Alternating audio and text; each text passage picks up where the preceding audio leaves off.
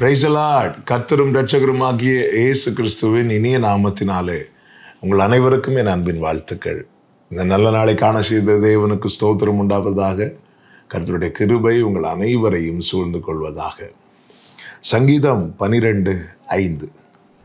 ஏழைகள் பாழாக்கப்பட்டது நிமித்தமும் எளியவர்கள் விடும் பெருமூச்சு நிமித்தமும் நான் இப்பொழுது எழுந்து அவன் மேல் சீறுகிறவர்களுக்கு அவனை காத்து சுகமாயிருக்க பண்ணுவேன் என்று கர்த்தர் சொல்லுகிறார். கர்த்தருடைய பரிசுத்த நாமத்திற்கு மகிமை உண்டாவதாக.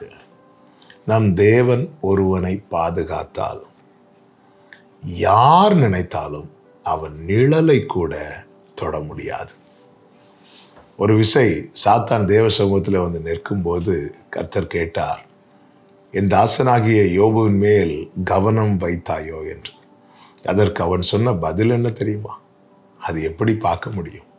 நீர் அவனையும் அவன் வீட்டையும் அவனுக்குண்டான எல்லாவற்றையும் சுற்றிலும் வேலி அடைக்கவில்லையோ என்று கேட்டான். இதுதான் பிரியமான கர்த்தருடைய பிள்ளைகளே, தேவன் கொடுக்கிற பாதுகாப்பு. அவர் ஏழைகள் பாழாக்கப்பட்டது நிமித்தமும் எளியவர்கள் விடும் பெருமூச்சு நிமித்தம். ஒருவன் பெருமூச்சு விடுகிறான் என்றால், பாதுகாப்புக்காக ஒருவன் பெருமூச்சு விடும்போது அவனை கர்த்தர் அவன் ஏங்குகிற பாதுகாப்பிலே வைத்து காக்கிறவராயிருக்கிறார்.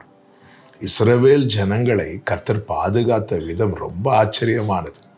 வனாந்திரத்திலே 40 வருடம், இந்த 40 வருடமும் அவர் பகலிலே மேக ஸ்தம்பத்திலும் இரவிலே அக்கினி ஸ்தம்பத்திலும் அவர்களுக்கு பாதுகாப்பாக இருந்ததை வேதம் நமக்கு காண்பிக்கிறது.